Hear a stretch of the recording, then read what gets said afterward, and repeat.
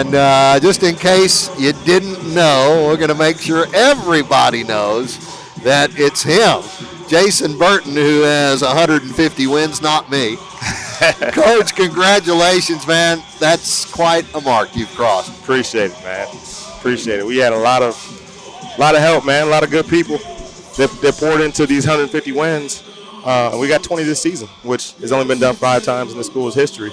And so, man, we're finding ways to continue to get better, man. And big shout out to Coach Brown, who's been with me for 7 years of that 8 to get to this 150. He's been with me for 136 of them. Yep. And so he's been a huge part of this program's success, and a lot of people turned him down as far as being a head coach, and this was one of them. So I know he won't say anything, but they got a good coach. But Coach Brown's been doing a great job, man. I'm so proud of him, and thankful to have him as my associate head coach, and this staff and these players continue to fight and continue to get better. So thankful for them. Coach, your squad did just pretty much everything you said you wanted them to do in the pregame report and from the scouting report. You wore down one of the bigs, maybe got a couple others, judging from how the shots were going up for Tyler, and your defense never rested. No, and you spoke on it before the game, just with what we got to do on the road, and what we've been doing on the road is been playing a little bit better defense. I think on the road you got to rely more on that.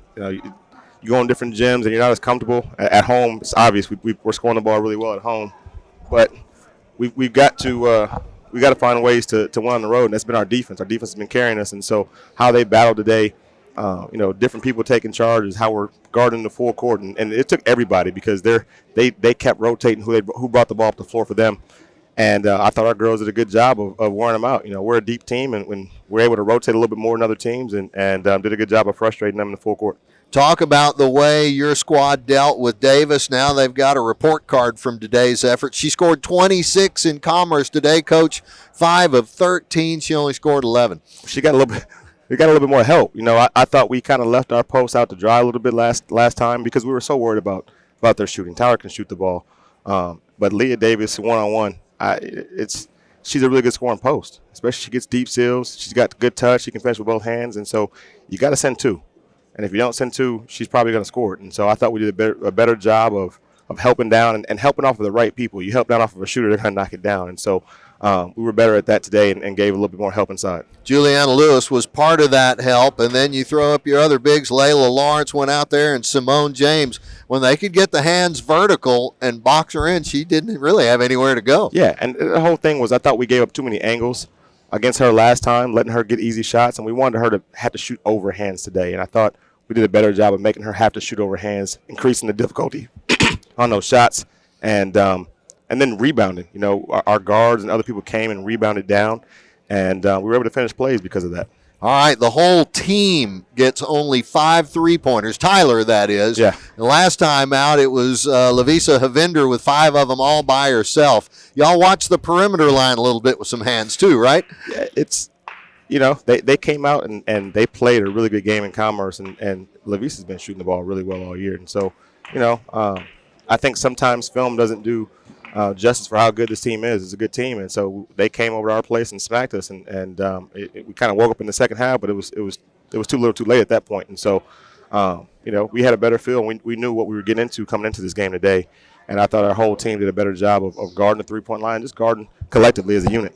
Guarding it and then shooting from it with 9 threes this afternoon. It helps when the ball goes in, right? It does. And Shania was having a game. She and Whitehead had a little back and forth going there for a while. They were both drawing guns to celebrate. I think she heard the pregame when we were talking and said that Shania is averaging, I think, 4 points less on the road than at home. And so she came today, and I just think she's feeling more comfortable, more confident in her shot. She's been dealing with a wrist injury all year, but she's finding ways to push through that pain. And the thing with her is when she's feeling it and she's letting it fly, I think it's going to go in every single time. And today she took good shots in the first half. I think she was 3 of 10, but still played confident in the second half and hit some big shots in the second half for us. Finished up with 18 points on 6 of 6 with 4 threes. We've seen her do that a bunch of times. Thought she might pull the trigger on one more. But how about Layla Lawrence down low? Let's pick one of the 3 posts and brag on her. She was very efficient. I thought she got fouled a little bit in the first half that that didn't get called, but I also thought she kind of went up soft in the first half. And so, what she needed to do in the second half was just finish plays. Don't worry about the contact, square up a little bit more. Shot fake if you need to get your balance, but she's got such a great touch, and she found openings in that zone, and she finished plays, and she rebounded the ball well. And I thought the thing in the first half, too, defensively, she was just getting deflections all over the place, man. She really was a catalyst for us in the first half with her deflections. She had those two down here that stopped and then came up with one that she took down the length of the floor. Yeah, big-time defensive game for her today. How much does that – I mean, you as a coach, when one of your true freshmen goes off and has a game like this against one of the best bigs in the Lone Star Conference, how much does that make her confidence and her ability soar? I think that's one thing she's not lacking is confidence. But I think it definitely helps, though. She is somebody that probably didn't have the game that she wanted the first time we played Tyler, but she had a good week this week as far as practice and preparation, and that carries over. And that's the thing with freshmen. You gotta kind of get them to understand is that in high school it's a little bit easier. You can come out and just kind of play, but you got to prepare, every day at this level. And she's doing a better job of preparing. That's how she sleeps and how she, the things that go into getting to the game and how you're taking care of your body. And she's learning how to do that at this point, and it's starting to show up at this point in the season. One thing we did not see last game was Lavisa Havinder handling the basketball as much. She got forced into that duty today and did pretty good with only a couple of turnovers. But talk about the depth of your guards. Mia had another nice afternoon out there too, did she not? That's the thing with our team right now. Is I told our staff, I just think we can guard, man. This is the thing. Our guards in the full court, I don't think there's a better backcourt in the country. And I'm talking about one through everybody. Our guards, they work on that in practice every day, and we get up and they take pride in their defense, and it makes it tough. And teams may have some success in the early half or the first half, but we wear a lot of teams down with that pressure. And so I'm proud of Mia and our guards collectively. Asia, Yanni, Naya has been so much improved from when she first got here defensively, and she's guarding the full court, and Dorian doing a great job. And so we've got to continue to do that, apply pressure to people, and make it difficult. When we do that, it's tough for teams to score on us. All right, Coach, we go home from here for the last two home regular season games. 3. Oh, that's right. That's right. T-Dub's got to come see us after the Saints come marching in and out.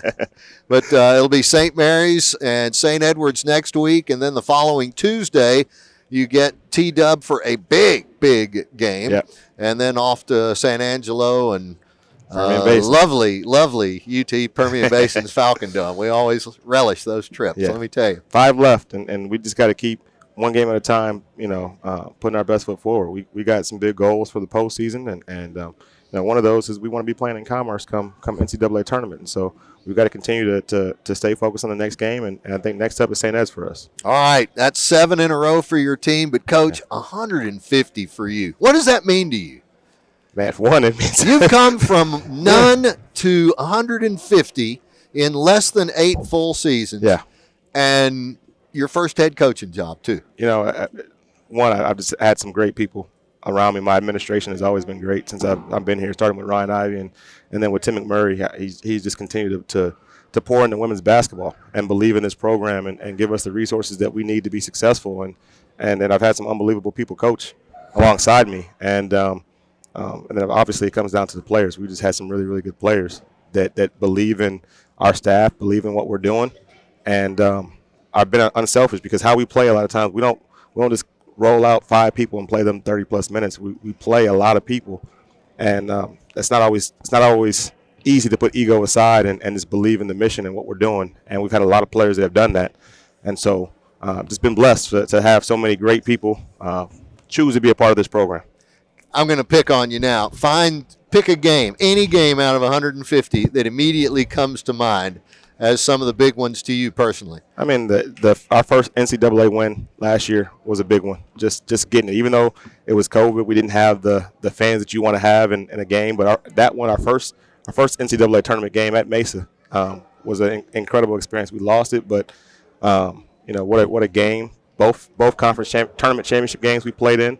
Again, haven't won that game yet, but getting to that stage and playing in it was a milestone. And then, the 2 Lubbock Christian wins at home. Incredible environments, incredible wins versus two really, really good teams. You talk about, 2 top 10 matchups both times we played. Top 10 in the country to play in the field house and get both those wins. And then the last one I'll say is that win at West Texas on ESPN3. That was a fun one. Only win at West Texas that we've had. But what a game. And Jenna Price had a big game, and Tay had a big game, and we didn't play with Princess Davis that game. And so a lot of things come to mind, but so many great memories here. They flash a lot more to come. They flash by real fast, don't they? They do. All right, Coach, congratulations. You've got some cake to go eat, so we're going to let it. But I'm going to, let's see, where did it go? Did I put it down? Yeah, don't forget, Mr. 150 over here, Jason Burton. It's been a privilege, and we're not done with it yet. Yes, sir. Appreciate it. All right, see you, bud. Say bye. Bye. Can you do that? You know how to do the line thing, right? Do the line. There we go. There you go. Do it right there. Do the line. Do that. Put it up. Put it back up. You're not going to do it for me? Come on. Pull it out. No, he's not. Wave right here. Wave right here. There it is. From the knee. All right, folks, we'll be right back in a minute.